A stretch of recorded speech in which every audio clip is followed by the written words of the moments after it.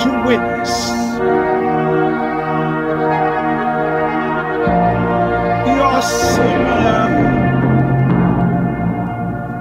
crushing might, the Eugene S.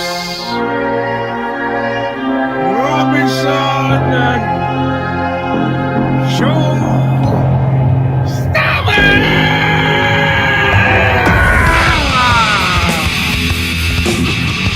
Welcome, my friends, to a show that seems the experience possibly never ends.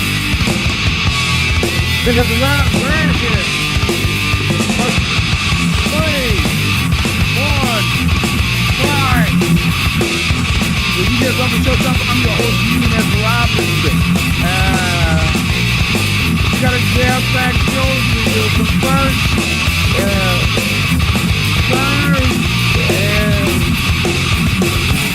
Legacy of Stigmata, straight off of The Calling of the Just. Intro, All or Nothing, some work by Bob O'Reilly, like the Advent, single, loop since 2007. Stand on that. Still available from Revelation Records in Huntington, California, where they shoot to death with nightclubs. You can call it a hammer. And run your mail, post him out of town on a rail. Open up with some standard theory in Central Florida. Got it that time, baby. Listen, well, you know I have to say, I probably would get off Magneto's place in the place I've been in lately, but we'll talk about that later. I'm on my way back to nowhere. I took my time when I could not see through. When I'm taking Taking a real good look at you. I'm taking a real good look at your face. I'm on my way back to there, boy. So big payback is all with nothing. Yeah, no, there we go, my plans.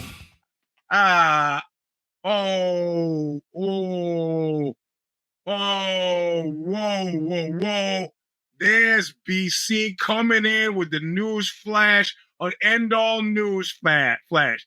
Boxing gotta be boxing. IBF is gonna strip the first undisputed heavyweight champ of the 4-belt era for honoring Fury's rematch clause instead of fighting the mandatory international sign for masturbation. Did you read the Substack? Think about masturbation in a different way after reading the Substack, won't you? Yeah. Come on, IBF. Yeah, the next doormat we get is going to be Live, Love, Leave. I say that exclusively. Well, we don't have to get into exclusively who that's for, but if $40 melons mean anything to you, you know what I'm talking about. Anyway, here we are. Where was I last week? Last week in Washington, D.C., actually, more specifically in Maryland, was there for daughter 3's graduation. Oh, nice. Nice. You ordered it and it sat in the store for 3 months. That's perfect. Well, good for you, man. Good, DM Punk, man, whoever you might be. Anyway, listen.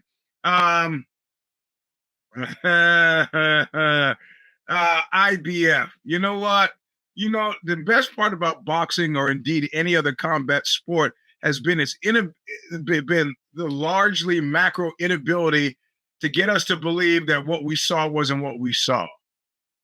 In actual fact, what everybody in the boxing community, all the Tyson Fury fans, have embraced at this very moment on this very day is that Tyson Fury is finished.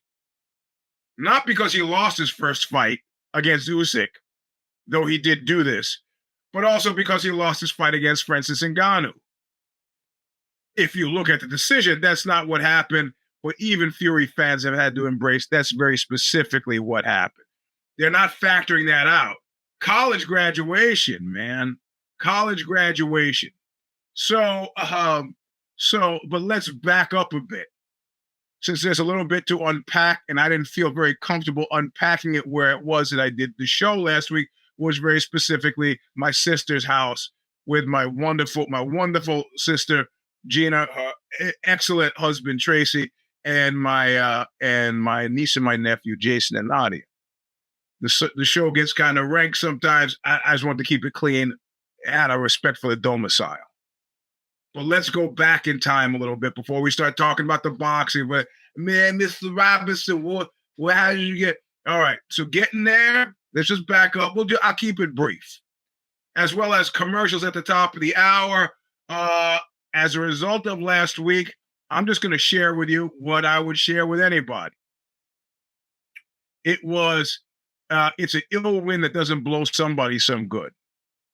We had 6 new paid subscribers last week on the backs of the Albini piece, as well as over 8,000 reads, which is pretty freaking high, making it the 3rd most read piece on Look What You Made Me Do, the Substack, right after the Albini interview where he lambasts Hojo Gain and all of the other edge comedians. Number 1, of course, was The House Negro Always Gets to the End, about the allegedly soon-to-be fugitive Carlos Watson. That really, the numbers killed on there, mostly because it was cross-referenced with CNN Business, Axios, Politico, Forbes, you know where I'm going. So it was welcome. I don't know how many people of the new subscribers I got. At over 60 new subscribers.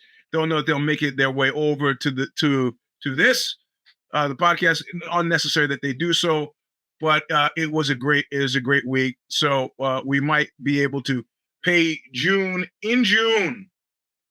Williams in June without too much pain. But it's only May 19th. Let's not go gently into that good night. If you can subscribe, $5 level, $7 level, whatever, do so. Either to Look What You Made Me Do or the Show Stomper podcast.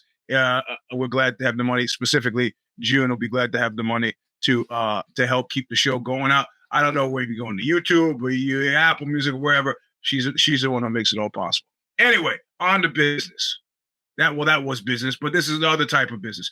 So fly out, something I'm going to do. And I'm not proud of this. Something I'm going to do now, from now on, when there's no more book, I don't even have to deal with another human being and therefore feel like I'm lying either directly or by omission. But I have now decided, having the most pleasant flight experience I've had being post-surgical, that I am going to they're starting to crack down on it already. It might be too late, but I'm going to start requesting wheelchairs every time I go to the airport. I've already got clear. I've already got TSA pre to get my ass to the gate without having to lift a finger. I will now start requesting wheelchairs. Seems strange, doesn't it? Yeah, well, listen, it's a rage factory. It's designed to produce and encourage rage. I will not have anything to do with it. Got on the plane though with the Kasha and Cora, perfectly, no problem. It's United, so there are always problems. But if somebody sets out to, I'm going to bug you, then you can't let them win that battle. Much like I can't let anybody beat me vis-a-vis gas station cheeseburgers that have made me violently ill. Now, how many cheeseburgers in a row, bro? 2. And then Saturday, everybody in this household has been violently ill. There's a half-eaten sandwich in the refrigerator. I could tell by the size of the bite that it was Cora who bit it. She's vomited this morning very violently ill. I've not been sick at all. I feel fine. Knock on wood. But I said, well, the sandwich has been in there for a few days. It can't hurt. I need something before I train just to take a little edge off, so I eat the sandwich. Within half an hour, stuff is spinning. I hear my stomach gurgling. It's going to come out the top or the bottom or both. Why? I don't mind vomiting on the mat because you could do so in your gi or inside your rash guard and act like nothing happened. I can't be the guy who poops on the mat. You got to know that you are the guy who poops on the mat. This is a story that travels widely. I could go to a jiu-jitsu academy in Brighton, England, and they'll say, "Oh wow, hey, yo, it's the poop on the mat, dude." Don't want to be that guy. Will I let myself be beaten by gas station cheeseburgers? I will not let myself be beaten by gas station cheeseburgers. As soon as soon as I am able and available, I will go to an AM PM mini mart connected to an Arco, and I will purchase a gas station cheeseburger. Because fuck you. And I'll back that up with a 7-Eleven Egg McMuffin with the gray sausage on it. Yes, I was a pescatarian until about a month and a half ago. And I said, look, poor people have but few pleasures, and explosive diarrhea from your anus is just one of them. I will not. This is like a Winston Churchill speech. I will fight them at 7-Eleven. I will fight them at Arco. I will fight them at NPM. I will fight them at Get and Go. I will fight them at Circle K. I will not be beaten. And I'm going to add other things in there. I'm going to add egg salad, and I'm going to add tuna. That which doesn't cause us to have explosive diarrhea makes us stronger. I don't know. Oh yeah, hey, my diet now. I don't know. I don't know. I mean, my face is thinning up, so the food poisoning is serving me. I'm much faster. I got these shows coming up, Caterwall in Minneapolis. Still, I guess none of y'all are in Minneapolis because nobody's bugged me about getting on the All Access list. It's fine. Go do that, come back, then head out for Bungle. So I'm got my fitness going, lost the weight, moving more. Of course, I'm tired and not as strong, but it happens. I eat whatever I want now. I mean, it's moderation. Sometimes you got to bounce. So it's what 2007 to 2024. Look, I stopped drinking from the age of 17 to the age of 36. These things are possible. I didn't eat sugar between 1980 and 1987. 7 years without sugar. So I periodically do these things. It'll help me. It'll help me extend my life. Who knows? Doesn't matter. So we get to DC. Sister's there to pick us up, the whole bit. And at some point during the weekend, it was not even a weekend, it was like 2 or 3 days. Kids are having a great time. Everybody's having a great time. Sometime during the weekend, I actually have a moment to sit with my sister and talk. Keep in mind, this is the sister that I had. Let me see. This is the sister, my oldest sister. She's 7 years younger than me. I have my youngest sister is 11 years younger than me. So everybody exists in this framework. All right. My sister that's 11 years younger than me is the daughter of my mother and her second husband. She and her sister is a Grammy-winning sister. This sister that we stayed with is the oldest one, 7 years older than she is. She's a hotshot physics teacher, and is a product of my father and his second wife, as is her sister. So I said we're the family, major portion of the family coming east. We're having a big kind of mini family reunion because it didn't involve the Brooklyn folks necessarily. They were invited, but everybody had other stuff to do or whatever. So we have a moment, and she says, "By the way, our younger sister is not going to be able to make it to these." And I was like, "Okay, I knew what was coming. I never think about the other shoe dropping when I write this Substack. One of the pleasures of the Substack, which the guys at the fucking creeps at Ozzy never figured out, was it was like Dr. Gene Scott said, and it was picked up by Cabaret Voltaire. That Substack is a last truly free voice in America. pretty much everything else I put out is mediated. Even this. If you think about it, the Screaming Kid. Yeah, there you go. If you think about this, this portion, the live portion, is unmediated. I can say anything right now. From my mouth to your ears, I could say any fucking thing I want right now. However, the reality of it is, if you subscribe and you get it through the Substack method, which not many of you do based on the stats, then June is editing and putting stuff. I trust June with my professional life. She's not making any edits that I wouldn't want. But the reality of it is, the most unbridled thing I get to do is a Substack. I get to write whatever the fuck I want. Okay. So I fire these things like it's like bazooka, like a t-shirt gun at a Warriors game, just willy-nilly into the crowd. It's the best kind of creation. I'm fully Albini-esque in this moment, in that I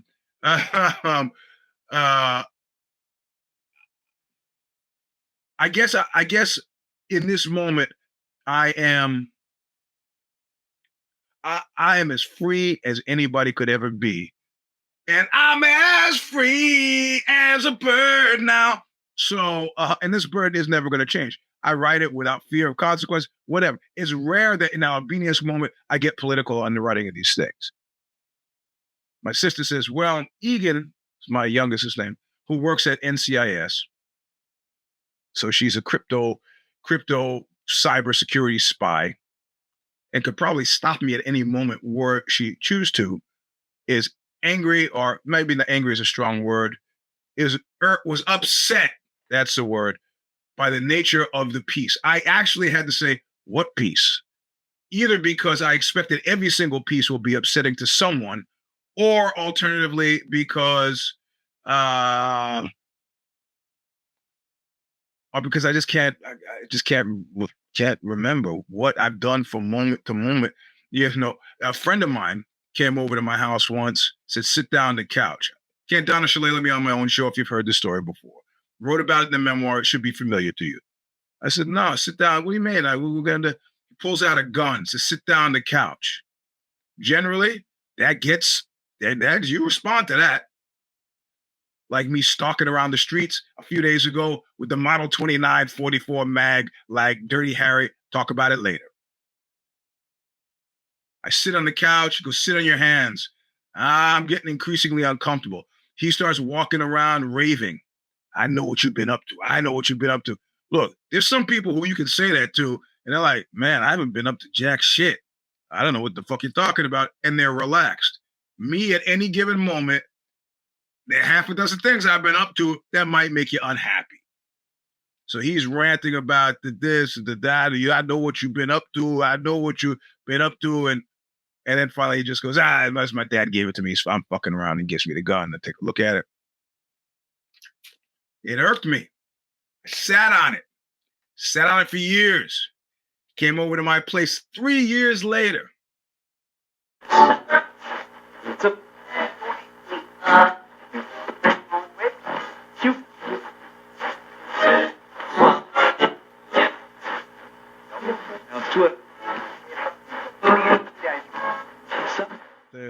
Look what you made me do! Between now and next week, don't die. Don't die, blinded, please. Don't die. Subscribe. Give me a thumbs up. Ah.